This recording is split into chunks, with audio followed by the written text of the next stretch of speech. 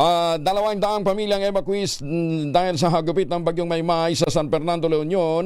Nabigyan naman ng ayuda. Detalye na balita mula kay Val Gonzalez sa RH5. Kakosa, good morning! Kuya Angel, good morning. Napagkaluban na ng agarang relief food assistance ang mahigit 200 pamilya na nananatili sa mga evacuation center sa San Fernando City, La Union dahil sa banta ng pinagsamang epekto ng bagyong Luis, Maymay at Habagat. Ayon sa DSWD, bahagi ito ng patuloy na pagtugon ng gobyerno para maalalayan ang mga residenteng inilikas dahil sa sama ng panahon. Bukod sa La Union ay dinalaw na rin ng DSWD ang mga evacuees sa Ilocos Sur, maging sa Bani, Pangasinan. Samantala, kahit na suspendido ang operasyon sa mga tanggapan ng DSWD ngayong Huwebes, tinitiyak ng ahensya na magpapatuloy ang disaster operations sa mga calamity areas.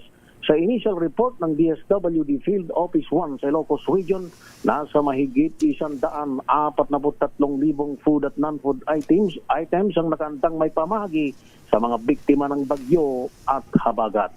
Ako si Val Gonzalez, DZRH, una sa Pilipinas, una sa Pilipinas. Maraming salamat, Val.